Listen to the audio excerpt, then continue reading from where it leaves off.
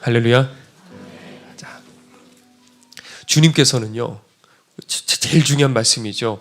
좁은 길로, 좁은 문으로 들어가기를 힘쓰라 그러셨어요. 어디로? 좁은 문으로 들어가기를 힘쓰라.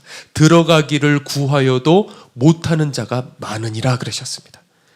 자, 들어가기를 구하여도, 여러분들도 들어가기를 원하시죠? 자, 그런데 그것을 구하여도 못하는 자가 많지만 그렇다고 너희들은 절대 포기하지 말고 반드시 힘써야 된다는 거예요. 그냥 들어갈 생각하지 말고 힘쓰는 사람만이 들어갈 수 있다는 거예요. 자, 그러니까 우리는 천국 들어가는 것을 그저 취미 삼아, 교회 다니는 걸 그저 주일날 취미 삼아 다니는 것이 아니라 여러분들 인생의 목표로 삼아야 돼요. 유일한 목표, 오직 모든 것을 이 한 가지를 위해서 우리들은 살아가야 되는 겁니다. 그게 바로 힘쓴다는 거예요. 자, 그런데 그렇게 구하는데도 못 들어가는 사람들이 있어요. 문제는 왜 그러냐 하면 히브리서 12장에 보면 비슷한 이런 말씀이 있습니다. 너희는 돌아보아 하나님의 은혜에 이르지 못하는 자가 있는가 두려워하라. 구해요, 찾아요, 걸어가요. 그런데 은혜에 이르지 못하는 자가 있는지 두려워해요. 그러면서 뭐라고 말하냐면 에서는 후에 축복을 받으려고 눈물을 흘리며 구했지만 버림받아 회개할 기회를 얻지 못했다 그랬습니다. 그 결정적인 이유가 뭐냐? 구하는데도 불구하고 못하는 자가 많은 그 결정적 이유가 뭐냐 하면 바로 회개할 기회를 놓쳐버렸기 때문에 그런 거예요. 언제든지 있는 게 아닌 거예요, 여러분들. 그냥 내가 언제든지 회개한다고 해서 되는 게 아니라는 거예요. 회개할 기회가 있다는 거예요. 자, 그러면 왜 회개할 기회를 놓치느냐? 그거는 고린도 후서 4장을 보면 이런 말씀이 있습니다. 이 세상에 신이 있는데 그 신이 사람들의 마음을 혼미케 해서 그리스도의 영광의 복음의 광채가 비치지 못하게, 누구에게? 나에게. 이 세상의 신이 내 마음을 혼미하게 만들어서 그리스도의 그 복음의 빛이 내게 비치지 못하게 하려 함이라 그랬습니다. 자, 그 신은 뭘 말하는 거예요? 사단을 말하는 거예요. 사단은 우리들에게 영적인 술을 떠먹여서 우리로 혼미하게 만들고 그래서 들어가면 안 되는 그 지옥문을 마치 천국문처럼 만들어버리는 거예요. 아예 애초에 복음을 가려버리든지 복음을 가리지 못한다고 한다면 어떻게 되느냐? 우리를 혼미하게 만들어서 지옥문을 천국문으로 헷갈리게 만들어버리는 거예요. 제가 처음 은혜 받았던 그 시절에 누가 책 하나를 주더라고요. 그러면서 이거 하루 만에 다 볼걸? 그래가지고 제가 그 책을 이렇게 폈는데 정말 그 방의 구석에서 앉아갖고 그날 하루 만에 다 읽어버렸어요. 그 책 속, 아마 보신 분들 많으실 텐데 그 책 속에 나오는 이제 한 장로님은 그 유명한 그 청송교도소의 소장이었어요. 그런데 거기 자기 가족을 다 죽인 이 호성이라는 이 죄인을 죄수를 만나게 되죠. 근데 말도 안 되잖아요. 자기 가족을, 일가족을 다 죽여버렸어요. 근데 그 이유가 상상도 할 수 없는 그런 이유였는데 살인을 저지르기 전 3일 전에 갑자기 이상한 물체가 나타난 거예요. 어떻게 보면 이게 산발한 여자 같기도 하고 어떻게 보면 이상한 짐승 같기도 하고 이게 상이 겹친 상태. 이게 뭔지를 알겠어요. 이게 상이 겹친 상태로 계속 떠다니면서 어디를 가든 집안에 있든 화장실을 가든 길을 걸어가든 자꾸 이 주변을 빙글빙글 맴도는 거예요. 그런데 이게 위치상 뒤에 있어도 보여요. 이거 지금 무슨 말인지 알겠어요? 이게 사단이 나타나면요, 이게 정면에 내 시각으로 보는 그게 아니고 위치상 뒤에 있거나 위에 있거나 그것과 상관없이 사단이 있다는 걸 알아요. 보여요, 그게. 그렇게 3일간을 계속 낮이고 그리고 심지어 밤에 꿈속에 있을 적에도 그 사단이 나타나서 그렇게 시달리다가 그 형체 때문에 반 미친 상태가 되어버렸어요. 그래서 이제 3일째가 되던 날이었는데 아버지 집에 가서 돈을 얻으려고 그렇게 갔다가 퇴짜를 당하고 그리고 이제 2층에서 계단을 내려오는데 근데 그 악한 영이 이 호성이를 딱 사로잡고 명령을 내리는 거예요. 뭐라고 그러냐면 올라가서 죽여라. 말도 안 되는 거잖아요. 그렇죠? 그런데 이게 너무 거역할 수 없는 강한 힘으로 그 말을 하니까 그냥 그대로 올라갔어요. 그러면서 뭐라 그러냐면 저기 신발장에 열면 큰 망치가 있으니까 그거를 들고 올라가서 네 애비 애미를 죽여라 그런 거예요. 그래서 막 이제 잠이 들어 이제 부모님들이 그 자리에서 그냥 망치를 들고 내리쳐서 죽였어요. 그리고 아래층으로 내려가서 그 형님네 부부 그 자리에서 죽이고, 그리고 조카까지, 어린 아이까지도 무참히 그렇게 살해를 했어요. 정신을 차리고 보니까 정말 감당할 수 없는 일이 일어났잖아요. 근데 또 악한 영이 다시 또 사로잡는 거예요. 그리고 명령을 내렸어요. 삽을 가지고 따라 나와라. 내가 도와줄 테니까 빨리 구덩이를 파고 시체를 거기다가 묻으라 그러는 거예요. 그래서 삽질을 하는데 그 삽 자루 위에 그 마귀가 걸터 앉아 있는 거예요. 그래서 그 땅을 이렇게 혼자서 파는데 마치 모래 파듯이 쉽게 그걸 파게 되는 거예요. 그래서 혼자서 5구의 그 시체를 파묻었는데, 이거는 경찰이 생각하기에 이건 혼자서 할 수 없는 일이다. 이거는 분명히 공범이 있다 오해할 정도로, 이거는 인간의 상식으로 말도 안 되는 그런 일들이 일어난 거예요. 그리고 또 악한 영이 그다음 뭐라고 그러냐면, 네가 무슨 낯짝으로 이렇게 살아있냐? 이제 네 차례다. 너도 죽어라. 근데 그 말을 하니까 내가 어떻게, 나 같은 인간이 어떻게 살 수 있어? 내 부모를 죽이고 내 형을 죽이고 어린아이를 죽일 수 있어. 나는 살아가 있을 가치가 없어. 아마 오늘 이 말씀 듣는 여러분들 중에서도 분명히 이런 생각 가진 사람 있을 거예요. 나 같은 건 살아있을 가치도 없어. 나는 죽어야 돼. 좌절하게 만들고 포기하게 만드는 그 생각은 100% 누가 주는 생각이에요? 사단이 주는 생각이에요. 그러니까 그거는 사단이 주는 생각이지 여러분의 생각이 아니에요. 물론 여러분들이 지금 힘들 수 있어요. 고통당할 수 있어요. 그러나 그것과 상관없이 그 생각을 주어주고 그 생각대로 따라가면 어떻게 되는 거예요? 결국에는 지옥이란 말이에요. 그렇죠? 그래서 이 생각에 사로잡혀서 유치장에 들어가서 몇 번이나 자살 시도를 한 거예요. 그런데 이 장로님과 만났어요. 테이블에 앉았어요. 그런데도 그 얘기를 해주는데도 불구하고 자꾸 누나를 여기저기 굴리기 시작하는 거예요. 왜 그러고 있니? 물어봤더니 지금 그 물체가, 그 상이 겹친 그 물체가 지금도 이 공간 안에 날아다니고 있대요. 안 무서워요, 여러분들? 만약에 여러분들이라면 오싹하지 않겠습니까? 자, 그런데 장로님이, 그러니까 그때부터 우리 기도하자. 사생결단 얼마나 무섭겠습니까, 장로님도. 그러니까 악을 쓰면서 그냥 고래고래 고함을 지르면서 기도를 했어요. 그러니까 그 어느 순간 기도를 막 뜨겁게 하니까 그 기분 나쁜 공포, 그리고 역겨움, 이런 것들이 딱 사라지고 사단이 거기서 떠나가게 된 거예요. 자, 여러분들, 이게 지금 이 기록을 제가 보게 되었는데 이것이 바로 사단의 본질이에요. 사단에게 딱 붙들리잖아요. 그러면 그 순간에는요, 아무것도 안 보여요. 아무것도 안 보여요. 사단이 주는 그 생각에 딱 빠져가지고 사단이 그 생각을 주고 명령을 하면 그대로 시키는 대로 하게 돼 있어요. 자, 물론 우리는 이 말씀을 들었을 적에 나는 사단에게 붙들리지 않았어. 나는 사지 멀쩡하고 내 의지대로, 내가 원하는 대로 나는 마음대로 할 수 있어. 그러니까 우리가 안심하는 경향이 있는데, 여러분들, 그렇다고 우리가 과연 사단에게 자유할까? 사단은 다 똑같은 방식으로 그렇게 하질 않아요. 그러니까 모르는 일이라는 거죠. 그래서 오늘 지금 이 말씀을 들고 여러분들과 함께 나누는 겁니다. 사단이 주는 그 생각에 꽉 사로잡혀서 아무리 말씀을 가르쳐도 끝까지 자기 생각대로 가다가 망하는 사람들이 있어요. 교회 안 다니는 게 아니라니까요. 그냥 설렁설렁 교회 다니고 주님을 못 만나고 이런 게 아니라 은혜도 받았어요. 이제는 내가 천국을 위해서 가야지라고 생각했어요. 십자가도 경험했어요. 그런데도 불구하고 못 가는 사람들이 있다고요. 거기까지 은혜에 이르지 못하는 사람들이 있다고요. 왜? 사단이 그 영혼을 딱 붙들어서 혼미하게 만들어버리는 거예요. 그리고 마지막 인생의 문을 딱 열었을 적에 이게 좁은 문인 줄 알고 천국 문인 줄 알고 열고 보니까 그게 뭐예요? 지옥 문이라는 거예요. 자, 사단은 끝까지 포기하지 않고 여러분들에게 뭘 하느냐? 회개할 기회를 잃어버리게 만드는 게 목표예요. 그러니까 저도 절대 여러분들 포기할 수가 없는 거예요. 그러면 저는 반대로 여러분들에게 뭘 해야 되느냐? 회개할 기회를 찾을 수 있도록, 회개할 수 있도록 만드는 게 제가 여러분들에 대한 그 목표이지 않겠습니까? 자, 그렇기 때문에 우리들은 뭐 해야 되느냐? 지금 내 상태가 어떤지 나를 계속해서 점검해보고 또 점검해봐야 되는 거예요.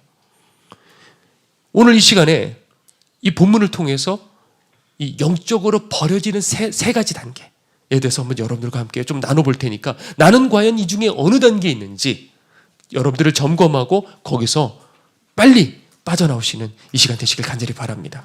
자, 첫 번째는 어떤 단계냐? 말씀을 사유화하는 단계예요. 무슨 뜻인지 알겠죠? 말씀을 내 손에 꽉 쥐고 사유화하는 단계. 자, 오늘 본문의 발단은 뭐냐면 이 헤롯 안티파스예요. 예수님 어렸을 적에 그것은 헤롯 대왕이고 이제 지금 공생의 기간에는 그 밑에 이제 헤롯 안티파스인데 이 사람이 이제 이복 형제 빌립의 아내 누구? 헤로디아를 빼앗아 가지고 자기 아내로 삼아버린 거예요. 말이 됩니까 이게 참.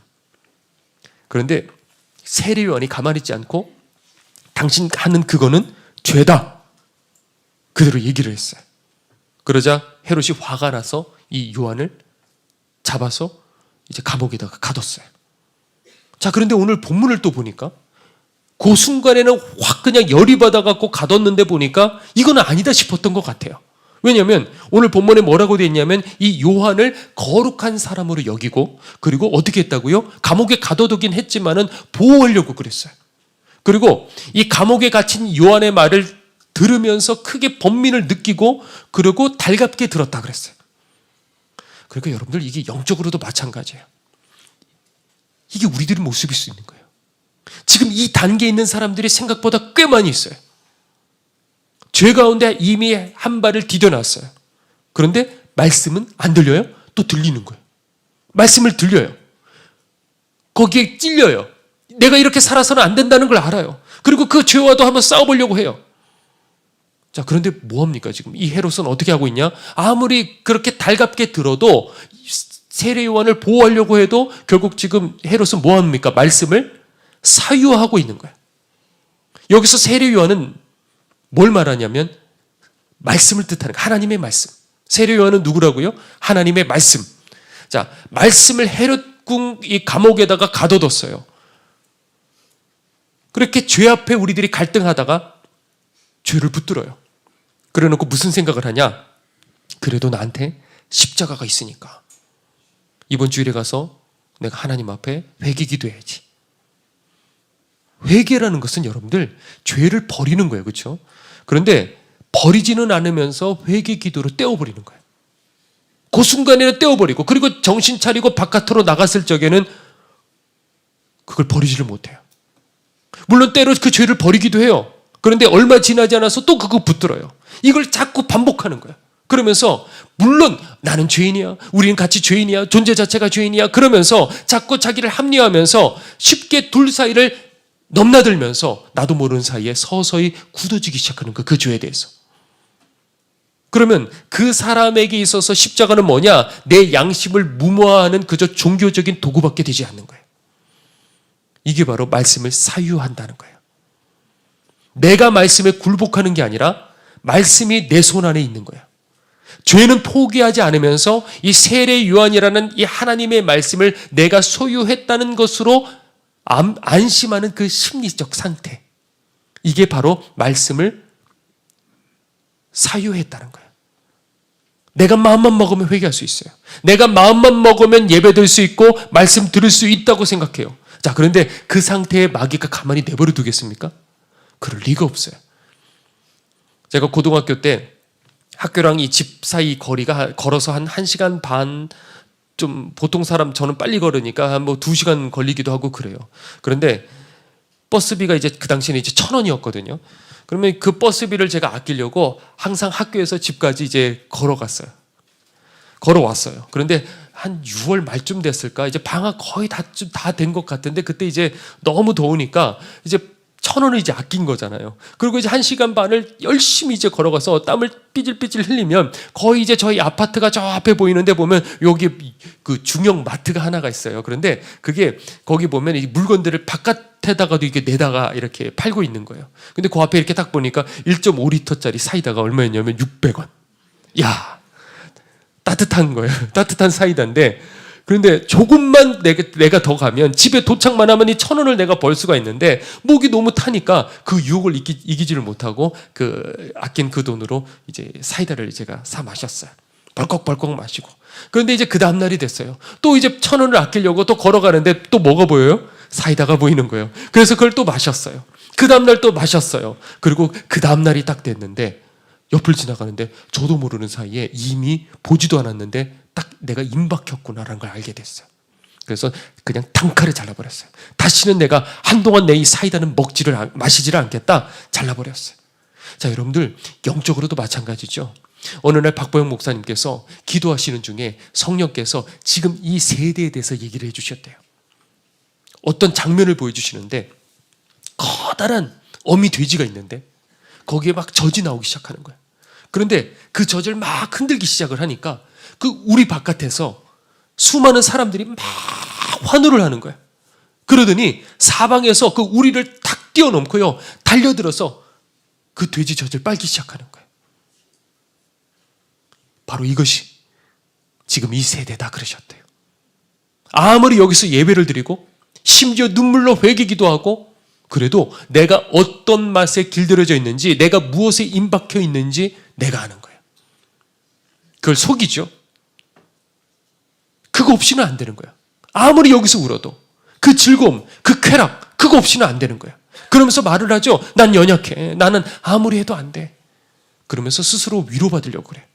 그런데 또 그걸 또 교회에서는 위로해 주려고 그래요. 또 하나님은 사랑이시라고. 지금 영혼이 죽어가고 있는데 거기다 대고 용서를 먼저 선포해버리면 어떡하냐고요. 그거는 싸구려 은혜인 거예요. 왜 율법주의냐? 왜 자꾸 회개를 말하냐? 그게 아닌 거예요. 용서죠. 결국에는 십자가 용서고 사랑이에요. 저도 알아요. 그러나 그냥 준비가 돼 있지 않는 그 사람에게 먼저 용서부터 얘기를 해주면 그 사람은 그거를 그냥 쉽게 받아들이고 쉽게 또 죄를 저지르게 돼 있어요. 하나님 주시는 진정한 내적 은혜, 내가 주는 평강은 세상이 주는 그 평강과 다르다 하셨을 적에 그것은 내적인 그 평강은요, 정말 회개한 사람만이 주시는, 성령께서 주시는 그 내적 은혜인 거예요. 그런데 그거를 사람이 주는 그냥 선포로 쉽게 그냥 받아들여 버리는 거죠. 그러면서 사람들은 말씀을 사유화하는 거예요. 내가 쥐고 언제든지 십자가가 내 손 안에 있기 때문에 내가 언제든지 달려가면 죄 씻음 받을 수 있다. 자, 그러나 실제로는 죄를 씻김 받지 못한 그 상태로 죄는 머리 위에 쌓여 있는 거예요. 그걸 본인이 몰라요. 이게 첫 번째 단계예요. 그리고 두 번째 단계는 뭐냐? 말씀을 죽이는 단계예요. 자, 그래서 어느 날 이제 헤롯이 이제 생일날이 됐어요. 그래서 로마랑 이 유대의 권력 있고 돈 있는 사람들 다 초대한 그 자리에서 이제 누가 춤을 췄어요? 이 헤로디아의 딸이 이제 춤을 췄어요. 거기 그 춤에 그냥 홀딱 반해가지고 내가 나라의 절반이라도 주겠다. 그 많은 사람들 보는 앞에 약속을 그냥 해버렸네요. 그러자 그 딸이 가만히 엄마한테 쪼르르 달려가서 엄마랑 뭔가 쑥덕쑥덕 얘기를 하더니 헤롯에게 와서 뭐라 그래요? 제 소원은요, 그 나라의 절반이 아니고요, 세례 요한의 머리를 쟁반에다가 담아주시면 돼요. 야, 이게 정말 어떻게 이런 말을 할 수가 있겠어요? 자, 근데 세례 요한이 그 순교하던 그날에 오늘 본문 21절에 중요한 말씀이 나옵니다. 뭐라고 되냐면 마침 기회 좋은 날이 왔으니. 마침 기회 좋은 날이 왔으니. 그러면 도대체 누구에게 기회가 좋은 날인가요? 누구에게? 헤로디아에게 기회 좋은 날이 왔어요. 왜 기회 좋은 날이에요? 세례 요한을 죽일 수 있는 결정적인 기회의 날이었던 거예요. 자, 헤로디아는 여기서 영적으로 뭘 뜻하냐면 사단을 뜻하는 거예요. 헤롯이 중간에 있고 말씀은 누구라고요? 세례 요한, 하나님 말씀은. 그리고 헤로디아는 사단을 뜻하는 거예요. 세례 요한, 그러니까 사단은 우리들에게 항상 기회 좋은 날을 기다리고 있어요. 그래서 이 말씀이 죽으면, 내 안에 세례 요한이 죽으면 결국 사망에 이르는 것은 누구예요? 헤롯이 죽는다고요. 사단은 헤롯이 그렇게 갈등하고 번민하고 달게듣고 그 상태로 절대 가만히 내버려 두지 않아요. 그리고 가만히 기회를 노리고 있다가 사정권에 딱 들어왔을 적에 얼른 달려들어서 그대로 집어삼켜버리는 거예요. 제가 오래된 얘기고 제가 직접 들은 얘기가 아니어서 이게 누구에 대한 얘기인지 제가 잘은 알지는 못하겠지만 여러분들 참고로 좀 한번 들어주시면 좋을 것 같아요. 옛날에 한 유명한 한 부흥사가 있었대요. 그분은 집회를 인도하면요, 수많은 사람들이 회개하고 막 병자들이 치유되고 주님 앞으로 돌아오고 이런 기적들이 일어났대요. 그런데 가는 곳마다 강력하게 하나님께서 쓰셨는데 어느 날 이제 집회를 다 마치고 그 교회에서 마련해준 그 숙소로 이제 들어가게 되었어요. 그래서 혼자 이제 들어오셔가지고 딱 보니까 불이 켜져 있잖아요. 그리고 불부터 먼저 딱 켜는데 불이 안 켜지는 거예요. 이상하다. 아무리 이걸 똑딱똑딱똑딱 이렇게 켜봐도 불이 켜지지를 않는 거예요. 근데 가만히 보니까 거기 음산한 거예요. 확 그 공간을 짓누르는 것 같이 너무나도 두려움이 확 밀려오는 거예요. 그리고 고개를 딱 돌려보니까 저쪽 테이블에 사단이 걸터 앉아 있는 거예요. 그런데 이게 보는 순간에 이게 저게 조무래기 마귀가 아니란 걸 알겠더라고요. 우두머리가요. 거기 딱 걸터 앉아가지고 있는데 이분이 아무 말도 하지도 못하고 정말 영혼 깊숙한 그 두려움에 몸서리치게 해요. 아무 말도 못하고 움직이지도 못하고 그대로 그냥 굳어져 버렸어요. 그런데 이분에게도 축기의 은사가 있었어요. 이분이 안수하고 기도할 적에 많은 귀신들이 떠나갔어요. 그런데 그 자리에서는 능력도커녕 몸도 움직이지도 못하고 심지어 도망칠 생각조차도 못하고 아, 나 오늘 이 자리에서 죽었구나. 알겠더래요. 나 죽었구나. 그때 사단이 말했어요. 내가 너를 반드시 무너뜨릴 거야. 내가 너를 두고 봐. 반드시 널 무너뜨릴 거야. 그리고 그 상황은 끝났어요.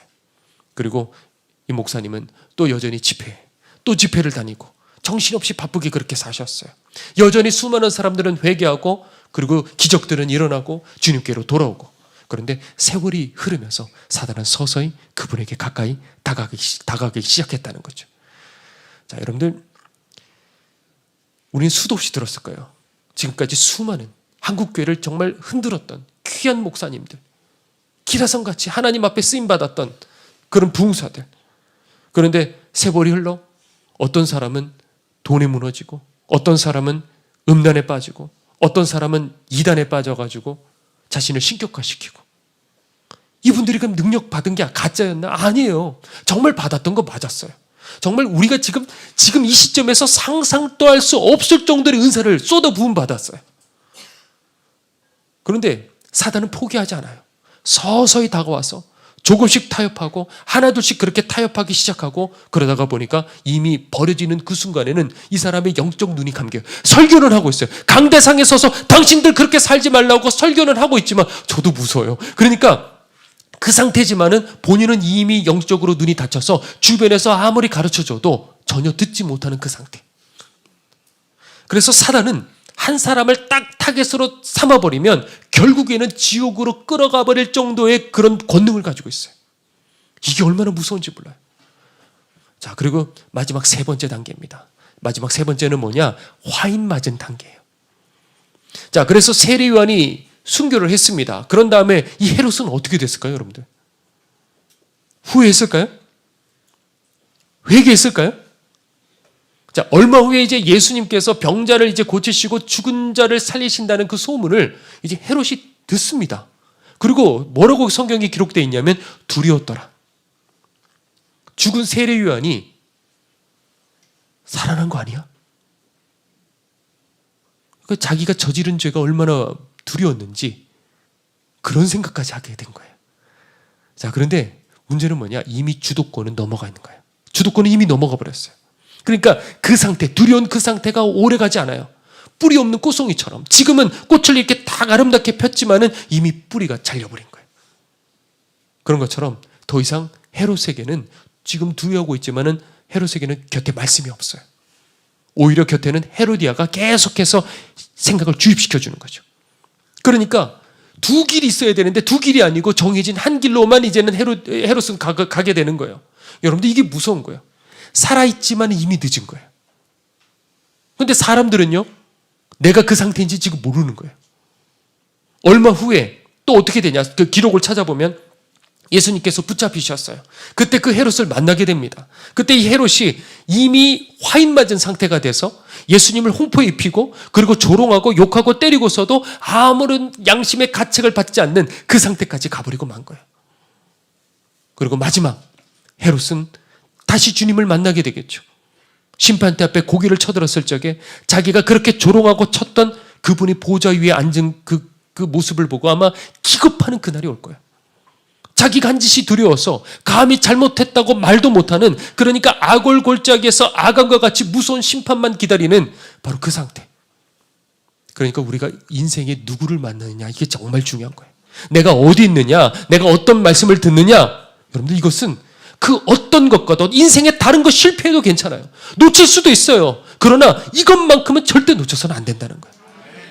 오래전에 박장원 목사님께서 일주일 내내 부흥회를, 그때는 그 시절에는 제가 어렸을 적에는 주일 저녁부터 월요일 새벽 그리고 오전 저녁 이런 식으로 해갖고 총 10번이에요. 그래서 수요일 저녁까지 이게 부흥이었어요. 그렇죠?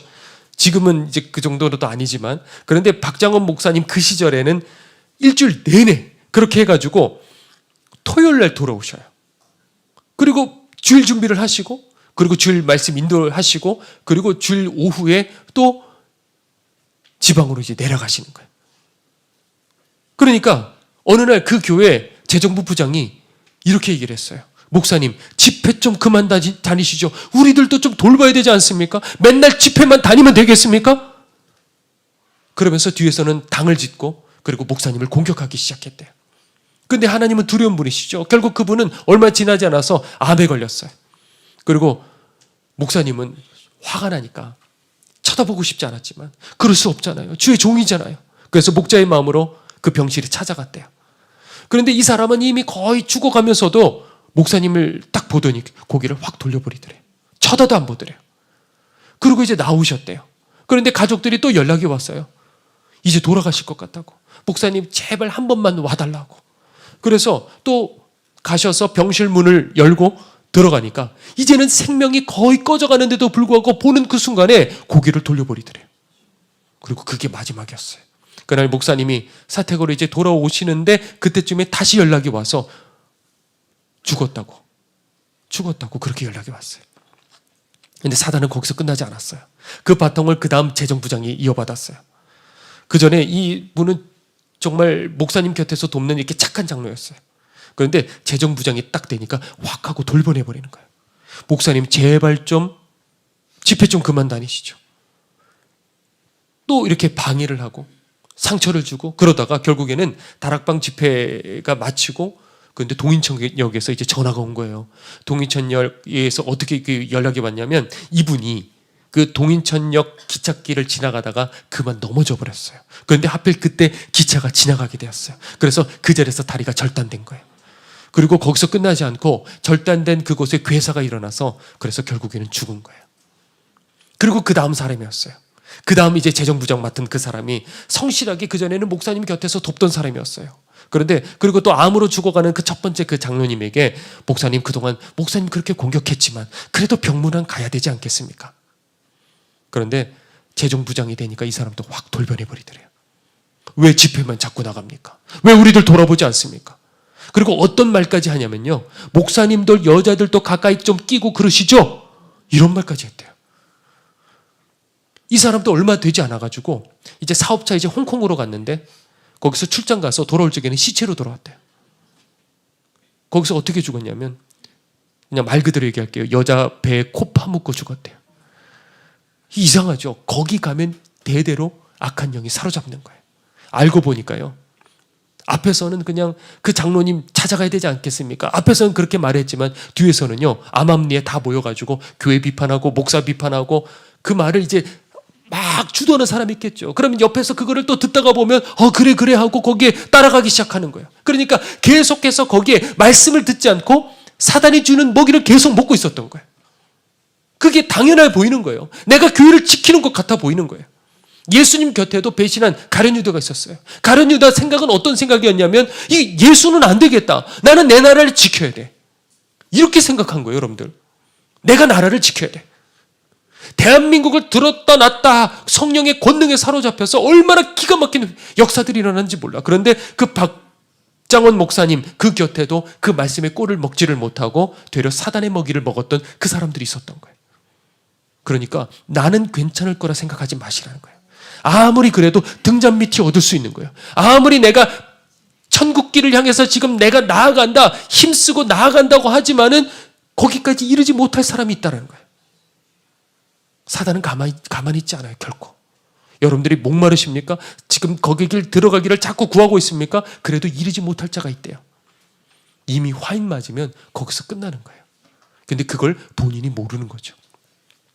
여기까지 지금 제가 영적으로 벌어지는 3단계에 대해서 얘기를 나눴어요. 자, 그러면 우리는 그럼 과연 어떻게 해야 될까? 어떻게 해야지 이 무서운 죄에서 우리가 빠지지 않을 수 있을까? 자, 사단은요, 우리를 붙잡으면 내 생각과 감정을 붙들어 버려요.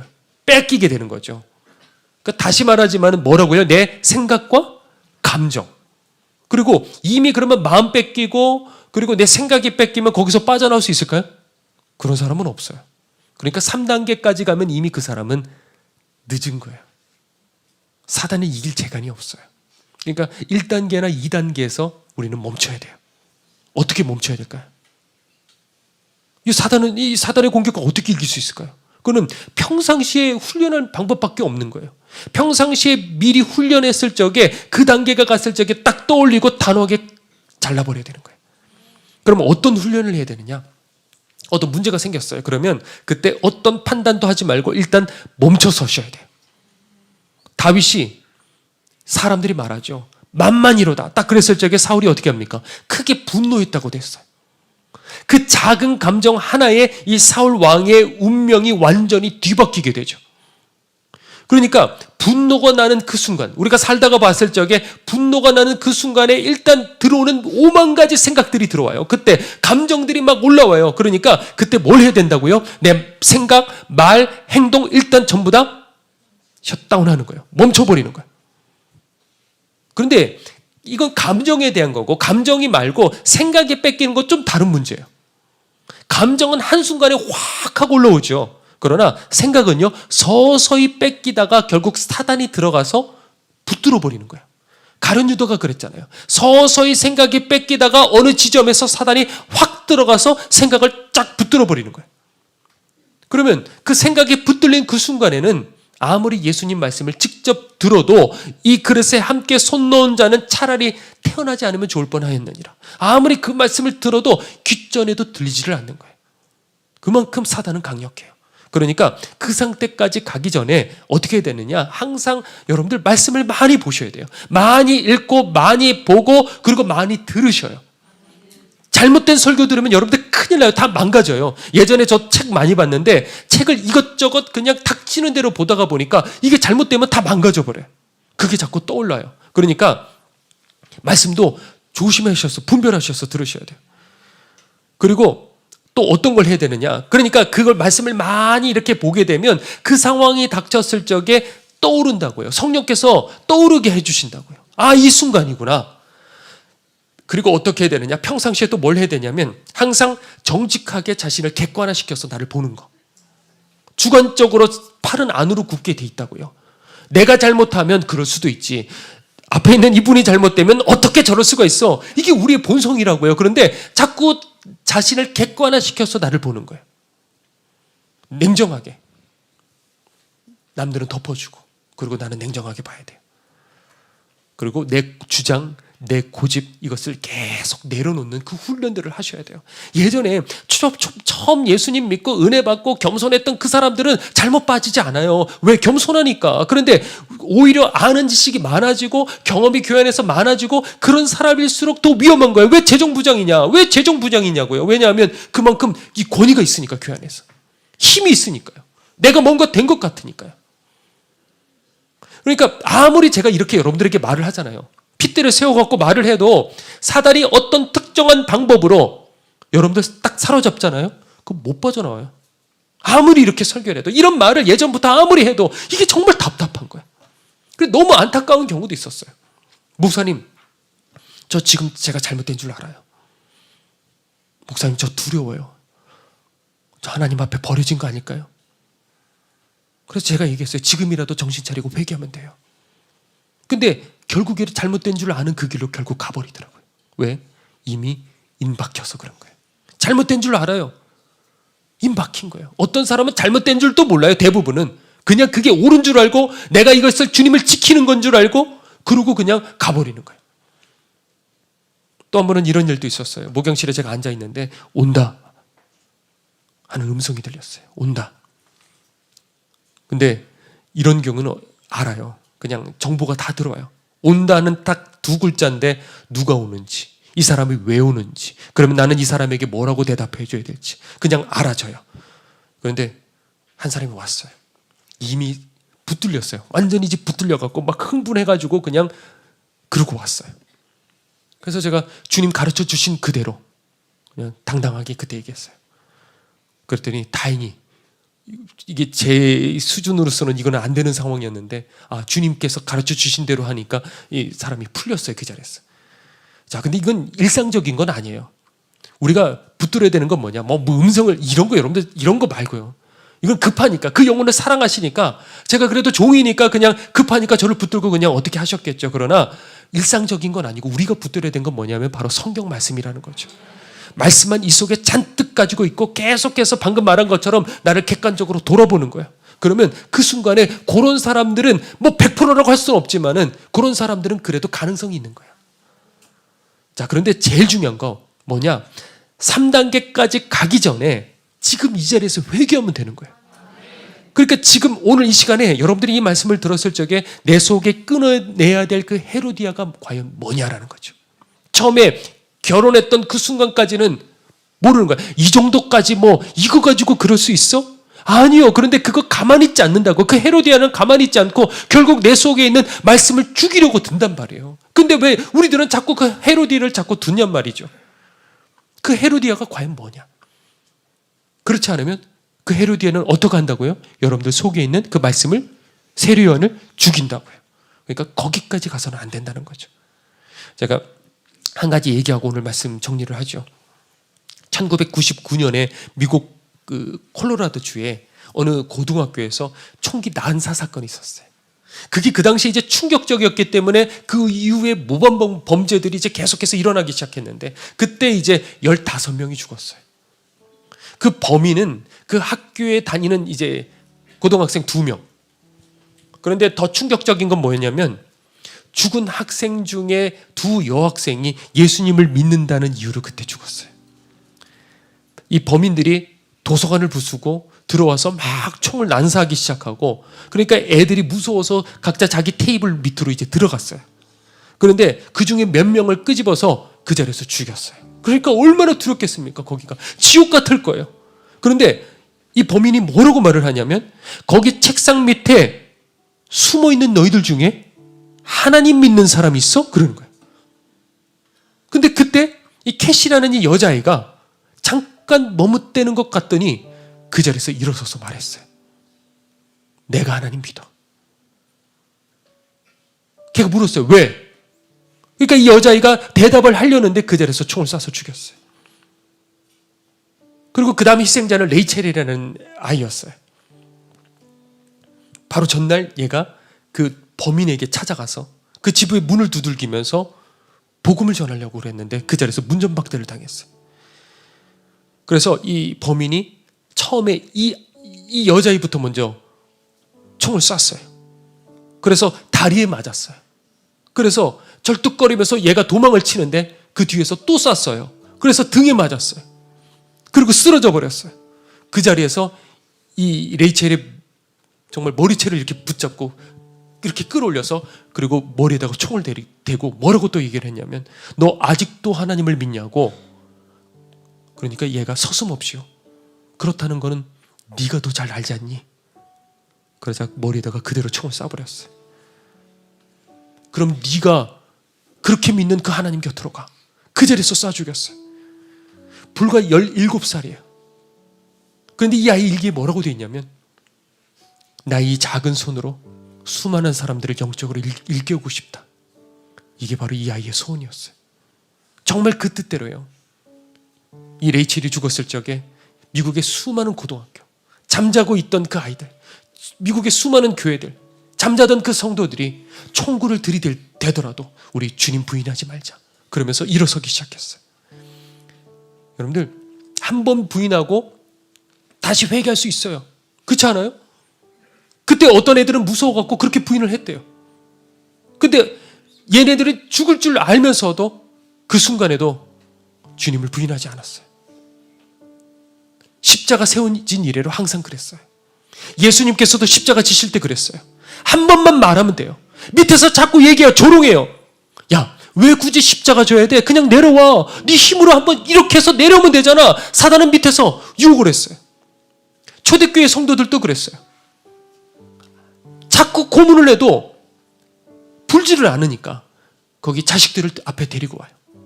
그러니까 이 아이들이 죽음 앞에 두려워 떨고 있어요. 야, 굳이 이렇게까지 해야 돼? 그냥 한번 부인하고 말어. 사단은 그렇게 유익하는 거야. 한번 부인하고 나중에 또 회개하면 되잖아. 근데 여러분들 이게 가만히 보면 이게 지금 우리가 그렇게 유혹받고 있다고요. 한 번만 부인해. 그거 그냥 붙들어. 그냥 그렇게 살아가도 돼. 그리고 교회 가서 회개하면 되잖아. 똑같은 거예요. 사단은 그렇게 우리들을 유혹해요. 하나님 사랑이시잖아. 하나님 다 용서해 주실 거야. 베드로도 부인했잖아. 그리고 교회 가서 회개기도 하면 되지.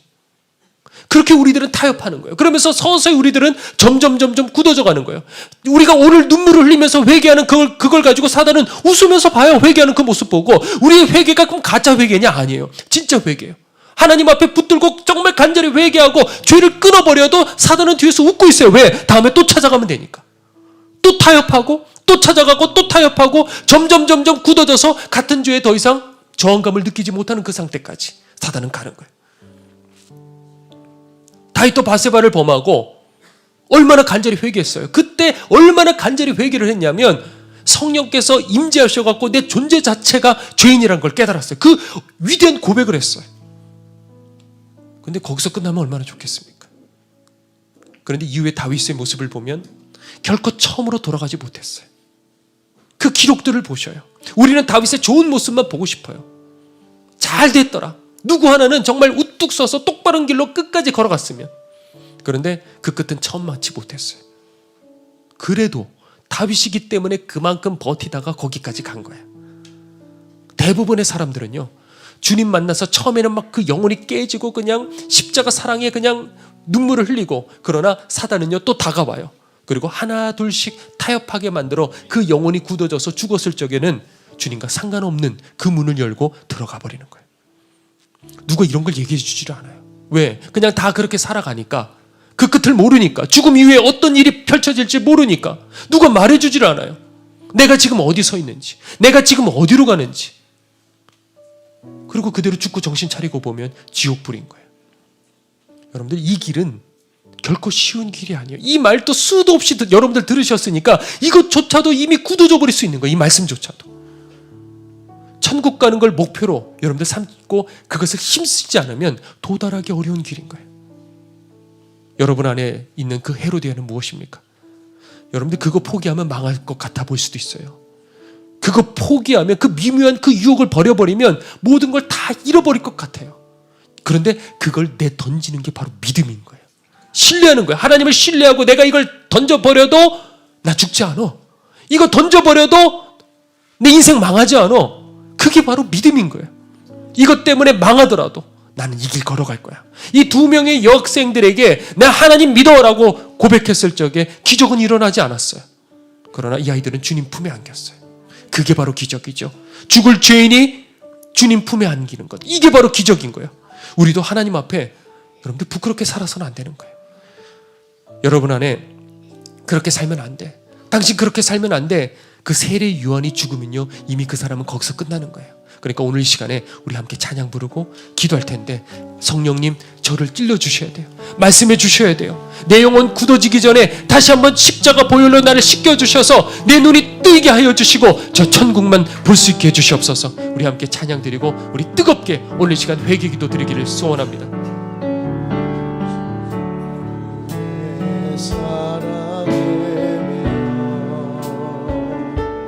내 영 기뻐 노래합니다. 이 소망의 언덕 기쁨의 땅에서 주께 사랑 드립니다. 오직 주의 임재 안에 갇혀 내 영 기뻐 찬양합니다. 이 소명의 언덕 거룩한 땅에서 주께 경배드립니다. 주께서 주신 모든 은혜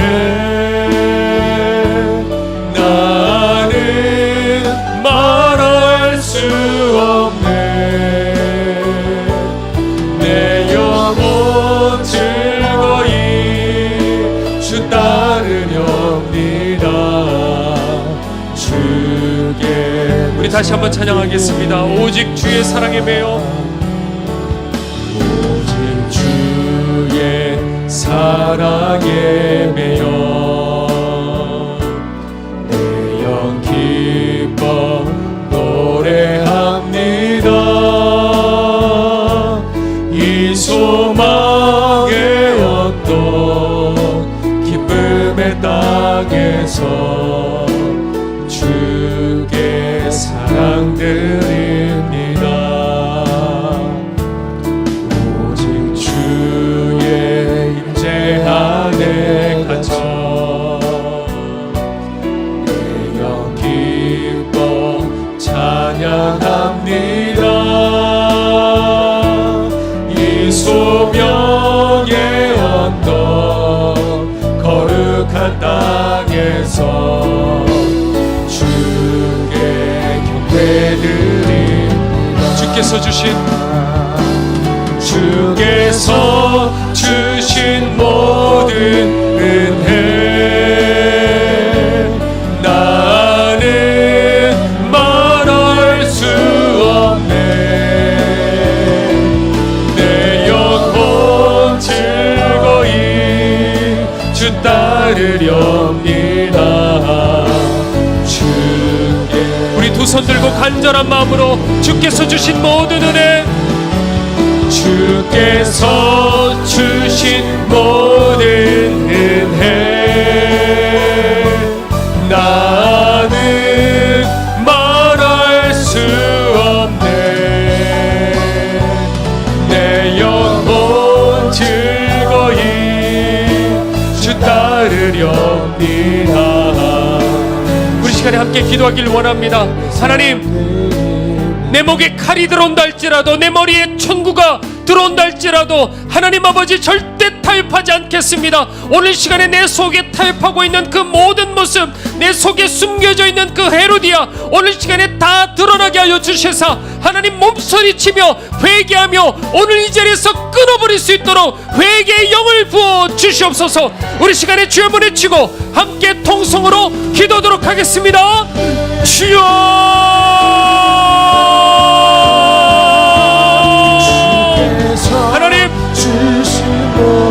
하나님, 저희들을 살려주셔야 됩니다. 하나님, 오늘 이 가운데서도 겉은 멀쩡하나 이 속에 헤롯과 같이 갈등하며 그러나 포기하지 못하며 하나님 그 버려지는 길로 걸어가는 사람들이 왜 없겠습니까? 하나님, 오늘 온라인을 통해 이 말씀 듣는 지체들도 왜 갈등하지 않겠습니까? 주님, 그것을 어느 순간에 이 시대는 그것을 당연하게 가르치는 우리들은 그 속에 살아가고 있습니다.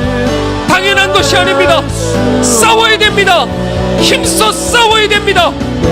저 천국을 바라보지 못하게 만드는 것, 도덕 윤리를 벗어나서 저 천국을 바라보지 못하고 우리 주님을 사랑하지 못하게 만드는 그 모든 죄와 우상과 세상을 오늘 시간 다 드러나 끊어버리게 하여 주시옵소서.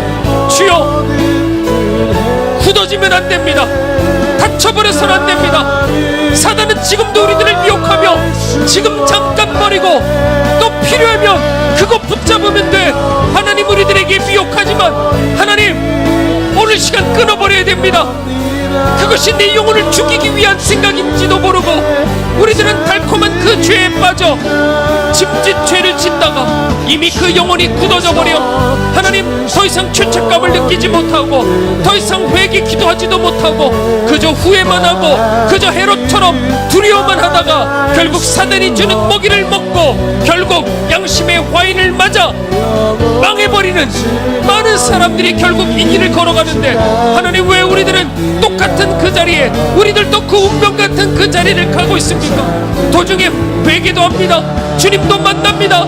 회개도 했습니다. 성령도 체험했습니다. 그러나 사단은 포기하지 않고 결국에는 붙들고 우리들을 흔들어 버리는데 하나님, 오늘 이 시간 저희들을 깨닫게 하여 주시옵소서. 오늘 이 시간 저희들의 눈을 뜨게 하여 주시옵소서.